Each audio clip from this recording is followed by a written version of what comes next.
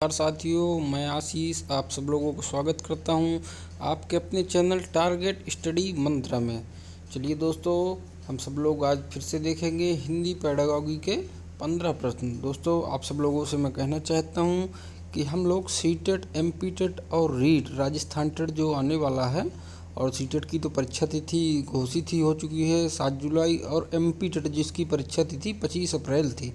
अभी लॉकडाउन की वजह से दोस्तों बढ़ गई है, फिर भी कब हो सकती है ये नहीं कहा जा सकता, इसलिए अपनी तैयारी हम लोगों को करके रखना पड़ेगा, क्योंकि पेपर की डेट लॉकडाउन खुलते ही कब आ जाए, व्यवस्थाएं कब हो जाएं परीक्षा कराने की, सरकार कब चाह ले परीक्षा कराने की, इसलिए हम लोगों को अपनी तैयारी दोस्तों करके रखना चाहिए, जिससे परीक्षा कभी भी हो जाए हम लोग सफल रहें उसमें। चलिए दोस्तों, हम लोग आगे बढ़ेंगे अपने रोज़ की तरह प्रश्नों की तरफ। चलिए एक बार फिर आप सब लोगों को स्वागत करता हूं मैं। देखते हैं प्रश्न दोस्तों। तो एक बार और मैं आप सब लोगों से कहना चाहता हूं, जिन भी लोगों ने चैनल को अभी तक सब्सक्राइब नहीं किया है वो लोग सब्सक्राइब ज़रूर करें और बेल आइकन ज़रूर दबाएं दोस्तों। और कोई भी सुझाव हो आप लोगों को तो कमेंट में ज़रूर हम लोगों को अपना सुझाव पहुँचाएँ, और पसंद आए वीडियो तो लाइक और शेयर ज़रूर करें। चलिए दोस्तों, आगे बढ़ते हैं प्रश्न 1 की तरफ। चलिए देखिए,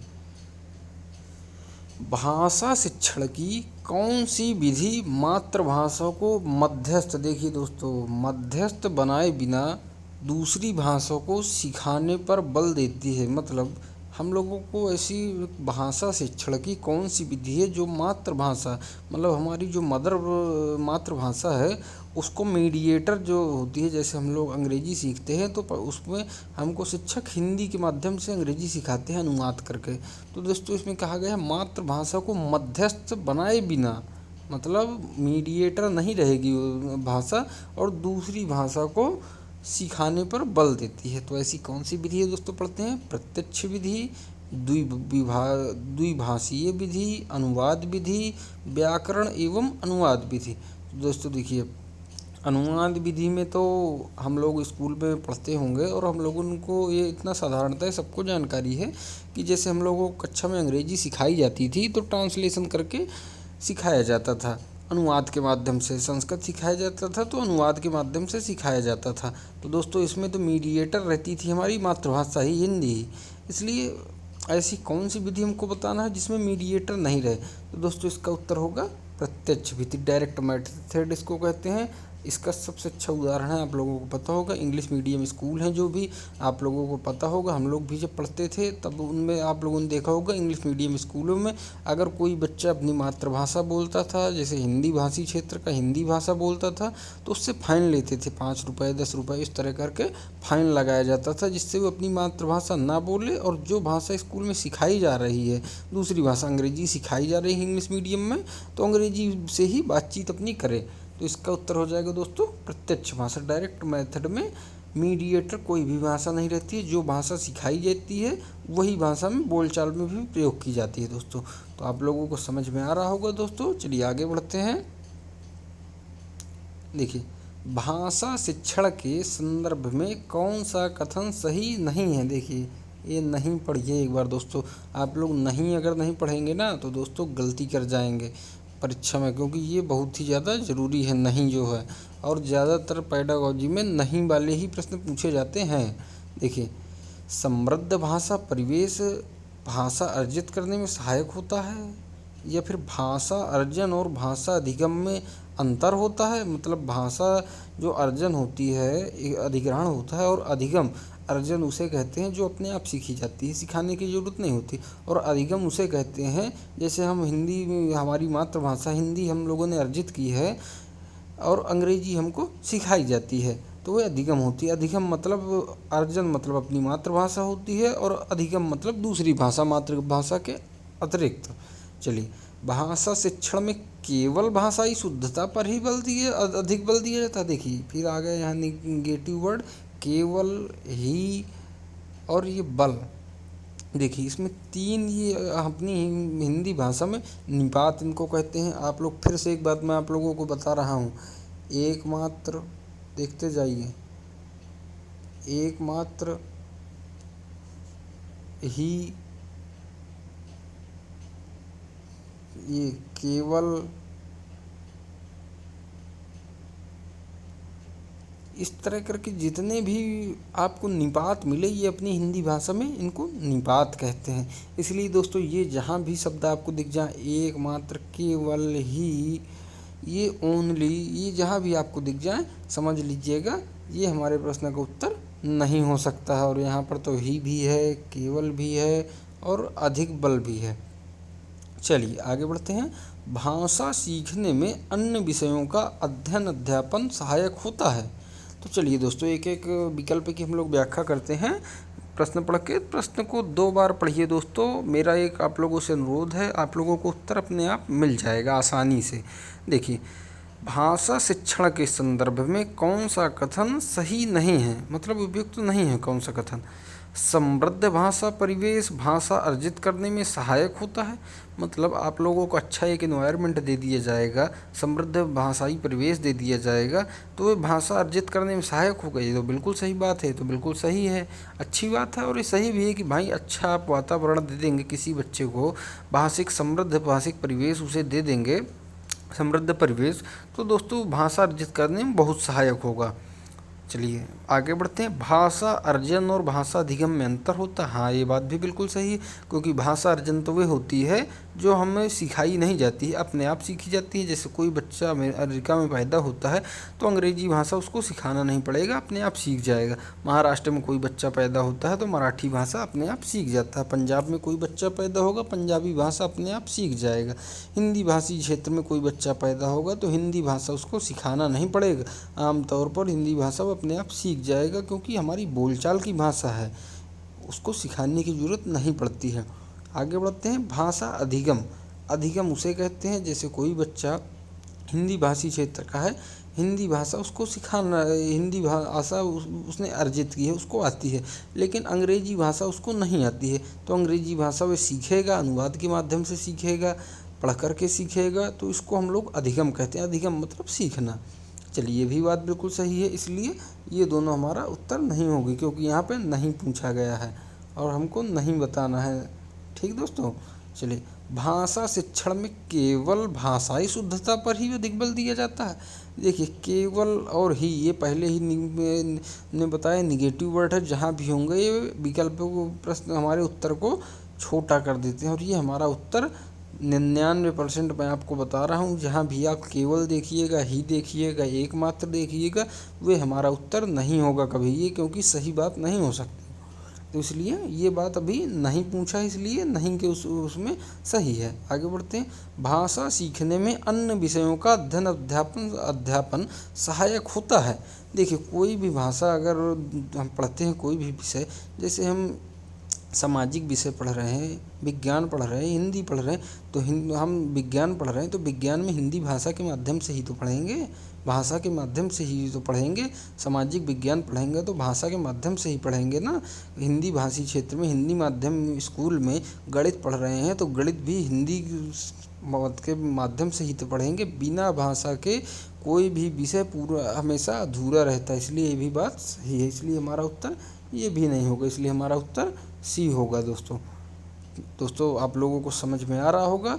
चैनल हमारा अच्छा लगे तो दोस्तों सब्सक्राइब ज़रूर करिए चैनल को, और बेल आइकन दबाना बिल्कुल भी ना भूलिए दोस्तों। और अगर वीडियो पसंद आए तो लाइक और शेयर दोस्तों ज़रूर करिए। कोई भी आप लोगों का सुझाव हो तो दोस्तों आप लोग बिना हिचक के कमेंट बॉक्स में दे सकते हैं, जिससे हम लोग अपना आगे सुधार करेंगे। चलिए दोस्तों, भाषा शिक्षण का संप्रेषण परक उपागम। संप्रेषण परक आप लोग समझते होंगे, कम्युनिकेशन उपागम। देखिए पढ़िए। बोलना कौशल पर बल देना चाहिए, मतलब बोलने पर बल देना चाहिए। भाषिक संरचनाओं की जानकारी पर बल देना चाहिए। संदर्भ में भाषा प्रयोग की कुशलता पर बल देना चाहिए, या फिर मातृभाषा प्रयोग का निषेध करता है। देखिए दोस्तों ध्यान से पढ़िए, आप लोगों का बहुत ही सरल प्रश्न है, तुरंत उत्तर मिल जाएगा आप लोग जहाँ पढ़ेंगे अच्छे से। देखिए दोस्तों, भाषा शिक्षण का संप्रेषण परक उपागम, मतलब कम्युनिकेशन का सबसे अच्छा माध्यम क्या होगा। बोलना कौशल पर बल देता है, मतलब केवल बोलने पर बल देना चाहिए। ये भी बात देखिए यहाँ पर बल देना हो गया, और एक पक्ष की बात कर रहा है कि बोलना कौशल पर बल देना है। हमको तो सभी हमारे 4 कौशल हैं, लिखना, पढ़ना, बोलना, सुनना, तो हमको तो चारों पे बल देना है, ना कि एक पर। ये तो बोलने बस की बात कर रहा है, इसलिए ये हमारे उत्तर नहीं हो सकता। चलिए आगे बढ़ते हैं। भाषिक संरचनाओं की जानकारी पर बल देना है। फिर देखिए आ गया बल देना है, भाषिक संरचनाओं की जानकारी पर हमको केवल बल देना है, मतलब यही एक कम्युनिकेशन का हमारे माध्यम है। या फिर संदर्भ में भाषा प्रयोग की कुशलता पर बल देना है। देखिए ये भाषा प्रयोग की कुशलता, मतलब हम लोग संदर्भ में हम लोग बातचीत कितनी अच्छी तरीके से कर रहे हैं, कम्युनिकेशन अर्थपूर्ण संदर्भ पर कितना अच्छा हो रहा है, इसलिए ये बात यहाँ पर अच्छी है। फिर भी आगे बढ़ते हैं। मातृभाषा प्रयोग का निषेध करता है। देखिए मातृभाषा का निषेध कर देंगे, मतलब मातृभाषा का प्रयोग ही नहीं करेंगे, ये तो देखिए गलत बात है। निषेध नहीं करना है हमको कभी भी मातृभाषा, क्योंकि मातृभाषा ही वे भाषा होती है जिसके माध्यम से हम दूसरी भाषाएं सीख सकते हैं, यही हमारी प्रॉपर भाषा है। तो इसलिए इसका उत्तर हो जाएगा दोस्तों सी। चलिए दोस्तों आगे बढ़ते हैं 4 की तरफ। देखिए स्वलीन विकार ऑटिस्टिक डिसऑर्डर में बच्चा, ये एक विकार होता है, जैसे हम लोगों ने विकार पढ़ा होगा डिसलेक्सिया, डिसग्राफिया, डिसकैलकुलिया, इस तरह ये भी एक विकार होता है। स्वलीन विकार ऑटिस्टिक डिसऑर्डर में बच्चा अपने ही कार्यों में लीन रहता है, मतलब वह अपने ही कार्यों में लीन रहता है, बिल्कुल दूसरे से उसे मतलब ही नहीं है। या फिर अपने हाथ पैर हिलाने में कठिनाई का अनुभव करता है, मतलब अपने हाथ पैर हिलाने में, अपने शरीर के अंगों को हिलाने डुलाने में कठिनाई का अनुभव कर रहा है। या फिर सामाजिक अंतःक्रिया और संप्रेषण में कठिनाई का अनुभव करता है। या फिर अक्सर खाने से मना कर देता है, मतलब वो खाना ही नहीं खाता है, खाना ही बंद कर देता है। दोस्तों देखिए अपने ही कार्य में लीन रहता है, ये भी एक बच्चे की बात करता है। अक्सर खाने से मना कर देता है, ये तो हमारे प्रश्न का जवाब कहीं से हो ही नहीं सकता है। और अपने हाथ पैर हिलाने में कठिनाई का अनुभव करता है, ये भी बात नहीं होगी, इसलिए हमारा उत्तर क्या होगा सी। सामाजिक अंतःक्रिया और संप्रेषण में कठिनाई का अनुभव करेगा, ये होता है ऑटिस्टिक डिसऑर्डर दोस्तों। चलिए दोस्तों आगे बढ़ते हैं। देखिए लेओ वाइगोत्स्की के अनुसार, वाइगोत्स्की आप लोगों ने बहुत ही इनका नाम सुना होगा, इनकी आप लोगों को थ्योरी भी पता है, सामाजिक सांस्कृतिक थ्योरी है जो इनका सिद्धांत है। सामाजिक सांस्कृतिक सिद्धांत क्या है? भाषा एक योग्यता है, भाषा एक अर्जित योग्यता है, ये कहा है लेओ वाइगोत्स्की ने। या फिर भाषा चिंतन को निर्धारित करता है, ये कहा है। या फिर चिंतन भाषा को निर्धारित करता है। या फिर भाषा एवं चिंतन एक दूसरे से स्वतंत्र रूप से विकसित होते हैं। देखिए दोस्तों ध्यान से पढ़िए, बहुत ही अच्छा प्रश्न है ये, और अक्सर ये प्रश्न कई बार आ चुका है सीटेट में हमारे। चलिए एक बार फिर पढ़ते हैं। लेओ वाइगोत्स्की के अनुसार भाषा एक अर्जित योग्यता है, ये कहा उन्होंने। देखिए ये तो नहीं कहा वाइगोत्स्की ने। भाषा चिंतन को निर्धारित करता है, मतलब लैंग्वेज है जो, तो हमारे जो हम चिंतन करते हैं, हम जो सोचते हैं उसको निर्धारित कर, मतलब हमारी भाषा हमारे विचारों को निर्धारित करती है, ये भी बात नहीं कहा वाइगोत्स्की ने। चिंतन भाषा को निर्धारित करता है, मतलब जो हम सोचते हैं हमारे विचार हैं वे भाषा को निर्धारित करते हैं, ये दोस्तों नहीं है। क्या कहा वाइगोत्स्की ने? भाषा एवं चिंतन एक दूसरे से स्वतंत्र हैं, जो हमारी लैंग्वेज है और जो हमारे विचार हैं ये एक दूसरे से स्वतंत्र हैं, ये कहा वाइगोत्स्की ने। तो इसका उत्तर हो जाएगा दोस्तों डी। चलिए आगे बढ़ते हैं। देखिए एक बहुसांस्कृतिक पृष्ठभूमि, मतलब मल्टी लैंग्वेज क्लास है, एक बहुसांस्कृतिक पृष्ठभूमि वाली कक्षा में भाषा सीखने के बारे में कौन सा विचार उचित है? उचित कहा है, कौन सा विचार उचित है? बच्चों में भाषा सीखने की क्षमा नहीं होगा दोस्तों, यहाँ पे क्षमता होगा, क्षमता। बच्चों में भाषा सीखने की क्षमता बलपूर्वक विकसित करती होती है। बच्चों में भाषा सीखने की क्षमता बलपूर्वक विकसित होती है, या फिर अधिकाधिक पुस्तकों का निर्माण किया जाए, या फिर भाषा सिखाने के लिए व्याकरणिक नियमों का और अधिकाधिक प्रयोग होना चाहिए, या फिर भाषा परिवेश का निर्माण किया जाए ताकि भाषा अर्जन को सहज स्थिति बन सके। दोस्तों ध्यान से पढ़िए, बहुत अच्छा प्रश्न है, आप लोगों को तुरंत उत्तर मिल जाएगा जहां आप 2 बार प्रश्न को पढ़ेंगे। देखिए एक बहुसांस्कृतिक मतलब मल्टी लैंग्वेज क्लास है, बहुसांस्कृतिक पृष्ठभूमि वाली कक्षा में भाषा सीखने के बारे में कौन सा विचार उचित है, मतलब कौन सा यहाँ कथन है जो सही है बहुसांस्कृतिक कक्षा के लिए। देखिए, बच्चों में भाषा सीखने की क्षमता की बलपूर्वक विकसित की जाए। फिर देखिए, बलपूर्वक मतलब डंडे के बल पे, आप डंडे के उसमें आप विकसित करेंगे, डंडा दिखा के बच्चों को, ये भी दोस्तों देखिए गलत बात हो जाएगी, क्योंकि बलपूर्वक तो कोई काम कराना ही नहीं है हमको बच्चे से। पेडागॉजी में एक चीज़ आप ध्यान दे लीजिए, एनसीएफ में कहा गया है, मेन चीज़ आप याद कर लीजिए, अपनी भाषा में बच्चे भगवान हैं, ना आप उनको डांट सकते, ना डरा सकते, ना धमका सकते हैं, वे भगवान हैं, आप ये समझ लीजिए बच्चे। तो इसलिए ये विकल्प नहीं होगा।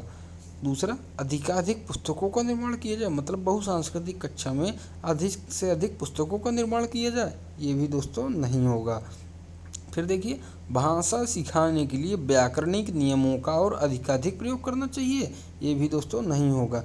मतलब भाषा सिखाने के लिए ज़्यादा से ज़्यादा नियम बनाएंगे, आप व्याकरण उनको सिखाएंगे, तभी भाषा केवल नियमों से सीखी जाती है। देखिए, चॉम्स्की ने कहा है, बिना नियमों के भी भाषा अर्जित होती है, जो बच्चे अर्थपूर्ण भाषा प्रकट करते हैं और दूसरे की अर्थपूर्ण भाषा समझ सकते हैं, ग्रहण कर सकते हैं। इसलिए ये भी बात नहीं होगी दोस्तों।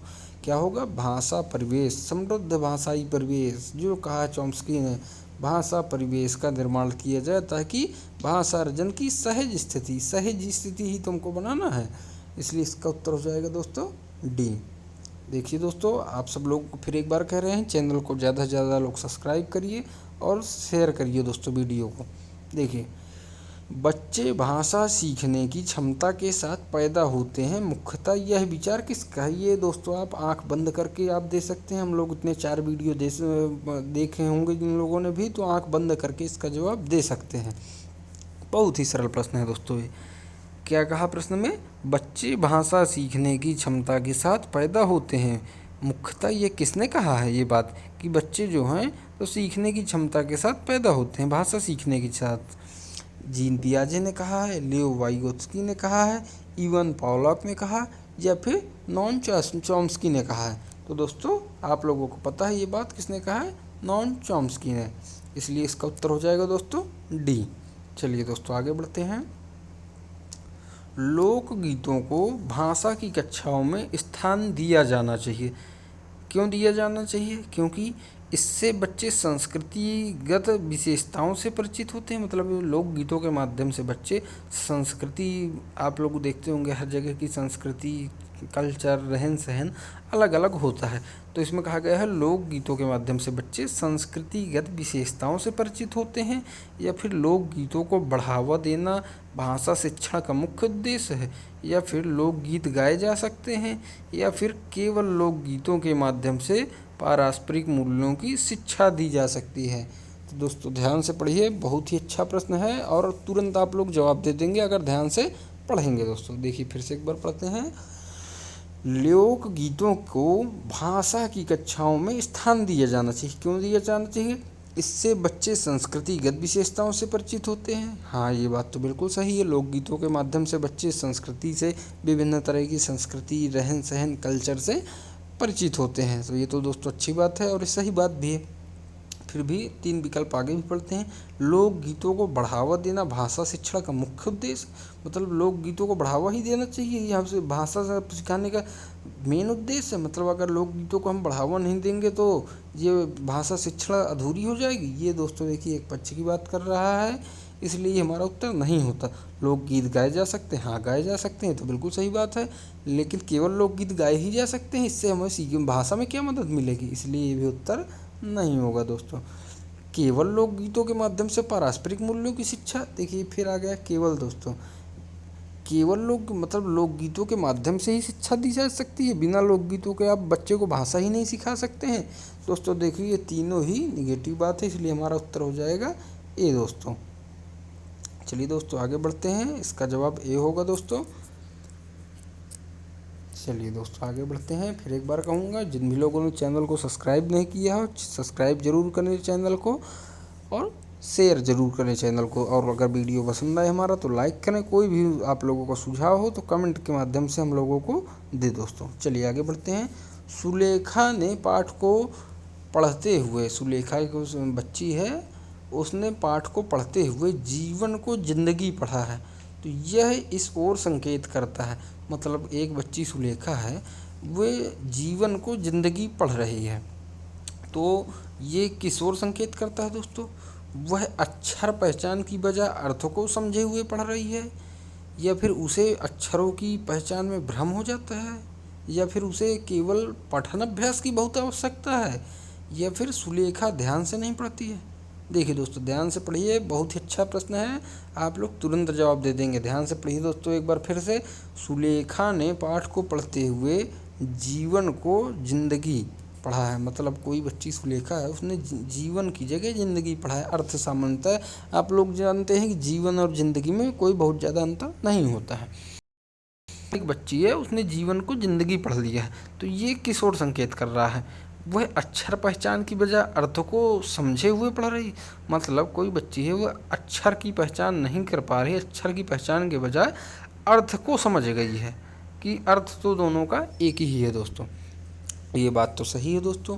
या फिर देखिए आगे पढ़ते हैं, उसे अक्षरों की पहचान में भ्रम हो जाता। फिर देखिए भ्रम आ गया, बच्चे को भ्रम कैसे हो जाएगा? बच्चे तो हमारा भगवान है, बच्चे को आप भ्रम में डालेंगे? कभी भी आप देख लीजिएगा बच्चे के बारे में बुराई दी गई हो, वह हमारे प्रश्न का उत्तर हो ही नहीं सकता है। ये देखिए दोस्तों, ये नहीं होगा। उसे केवल, फिर आ गया देखिए दोस्तों, केवल आप लोग प्रश्न का उत्तर निकालना सीख लीजिए। पेडागोगी बहुत ही सरल है दोस्तों, इससे सरल कुछ भी नहीं है, आप समझ लीजिए।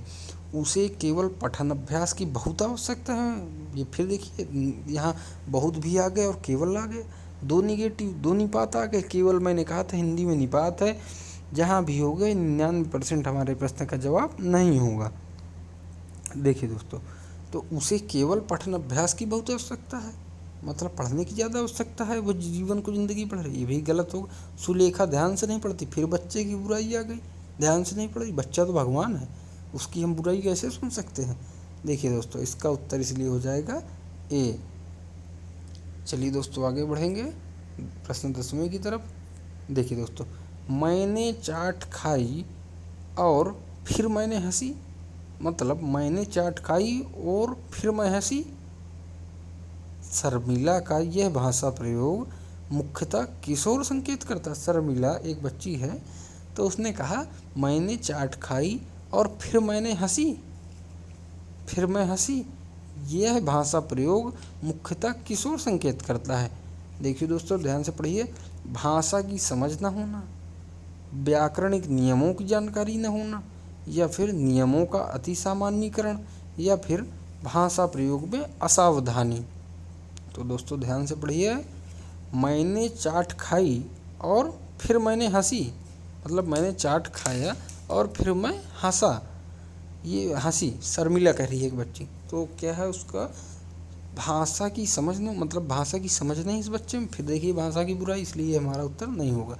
व्याकरणिक नियमों की जानकारी ना होना, बच्चे को मतलब नियमों की जानकारी नहीं है। ये दोस्तों देखिए व्याकरणिक नियमों की ओर ये थोड़ा हमारा उत्तर हो सकता है, क्योंकि उसने कहा मैंने चाट खाई और फिर मैंने हंसी, तो ये हमारा उत्तर हो सकता है। फिर भी आगे पढ़ते हैं, नियमों का अति सामान्यीकरण, नियमों का अति सामान्यीकरण कर रही है मतलब शर्मिला, ये भी नहीं होगा। भाषा प्रयोग में असावधानी, मतलब भाषा के प्रयोग में असावधानी कर रही है बच्ची, नहीं ये भी नहीं होगा, इसलिए हमारा उत्तर बी हो जाएगा दोस्तों। चलिए दोस्तों आगे बढ़ेंगे।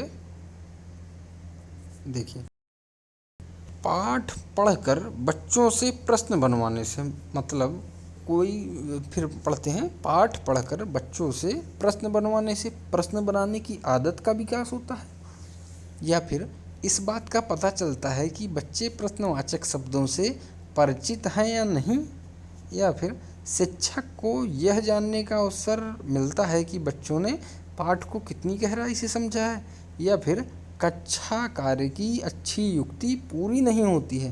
तो दोस्तों ध्यान से पढ़िए, बहुत ही अच्छा प्रश्न है, तुरंत आप जवाब दे देंगे अगर ध्यान से पढ़ेंगे इसको। देखिए फिर पढ़ रहे हैं दोस्तों, पाठ पढ़कर बच्चों से प्रश्न बनवाना, मतलब कोई शिक्षक है वह बच्चों को पाठ पढ़वाता है और उसके बाद प्रश्न बनवाता है। तो इसका उद्देश्य क्या है शिक्षक का, कि कोई बच्चे से पाठ पढ़वा रहा है और प्रश्न बनवा रहा है, क्या उद्देश्य है उसका? प्रश्न बनाने की आदत का विकास, मतलब प्रश्न बनाने की आदत डलवा रहा है। देखिए, या फिर इस बात का पता लगाता है कि बच्चे प्रश्नवाचक शब्दों से परिचित हैं या नहीं है। मतलब उनका टेस्ट ले रहा है बच्चों का कि वे प्रश्नवाचक शब्दों से परिचित हैं या नहीं परिचित हैं। या फिर शिक्षक को यह जानने का अवसर मिलता है कि बच्चों ने पाठ को कितनी गहराई से समझा है।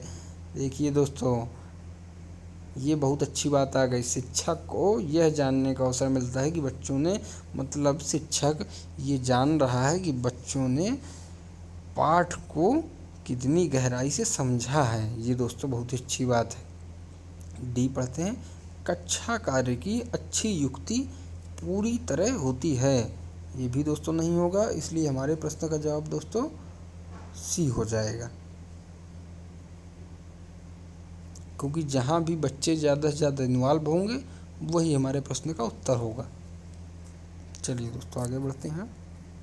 देखिए, लिखित कार्य की जांच में बच्चों की सहायता, लिखित कार्य का जांच में बच्चों की सहायता लेने से, यहाँ की होगा दोस्तों, लिखित कार्य की जांच में बच्चों की सहायता लेने से बच्चे दूसरों के विचारों से परिचित होते हैं, या फिर केवल पठन कौशल का अभ्यास होता है, या फिर बच्चे ज़्यादा गलतियाँ ढूंढना सीख जाते हैं, या फिर बच्चों को दूसरे की हस्तलिखित सामग्री को पढ़ने का अवसर और अवलोकन क्षमता के विकास का अवसर मिलता है।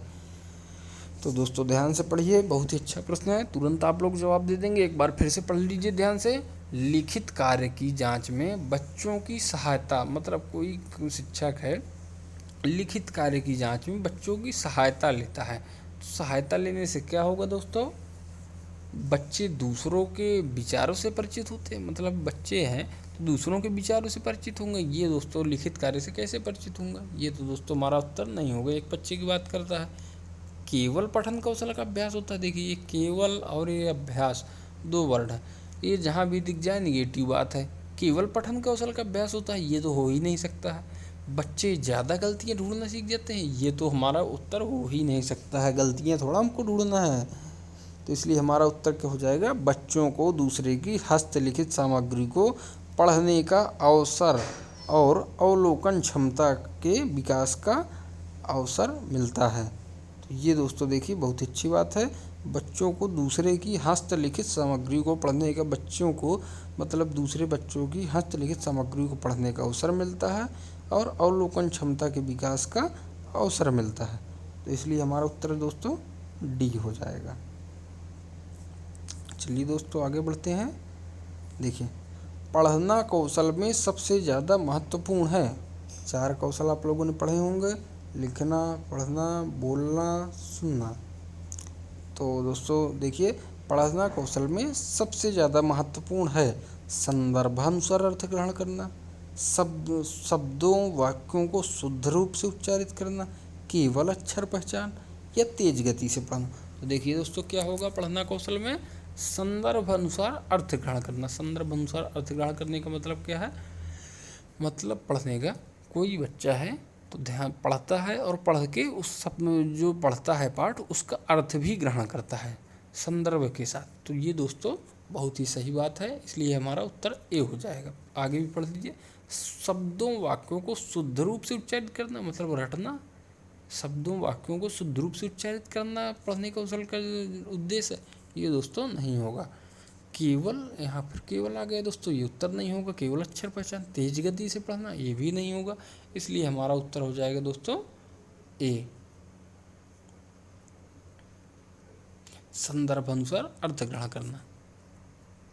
देखिए दोस्तों 14वें प्रश्न में, भाषा सीखने में जो त्रुटियां होती हैं वे सीखने की प्रक्रिया का स्वाभाविक हिस्सा होती हैं जो समय के साथ साथ दूर होने लगती हैं, या फिर उसे कठोरता से लेना चाहिए। कठोरता है दोस्तों,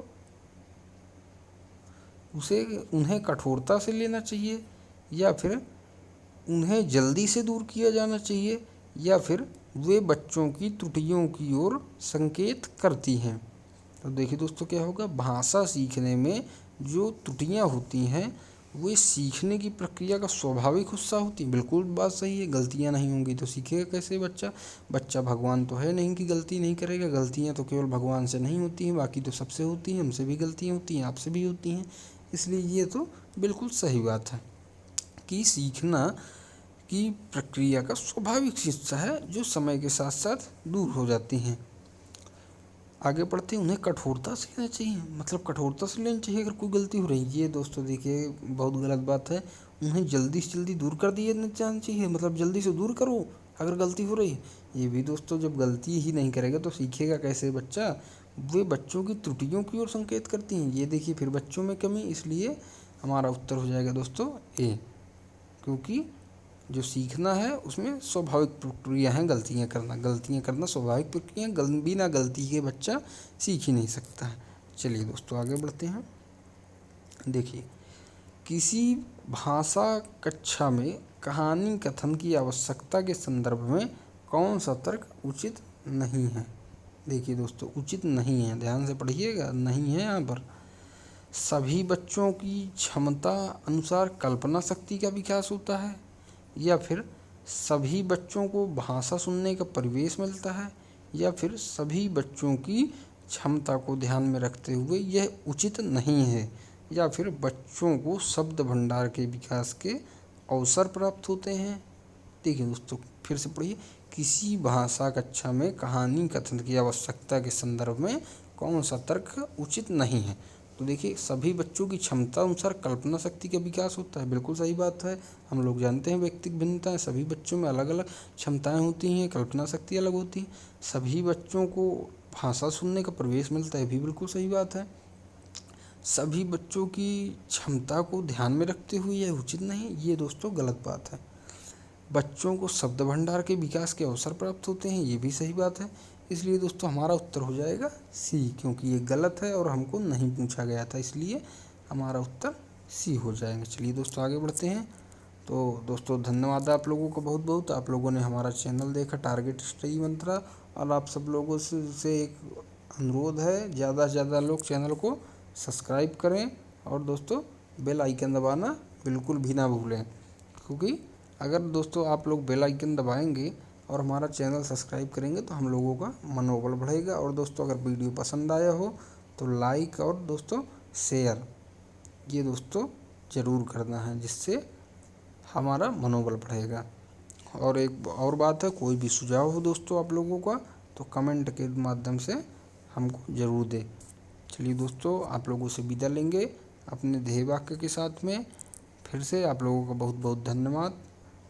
और दोस्तों चैनल को ज़रूर ज़्यादा से ज़्यादा सब्सक्राइब करिए और लाइक करिए।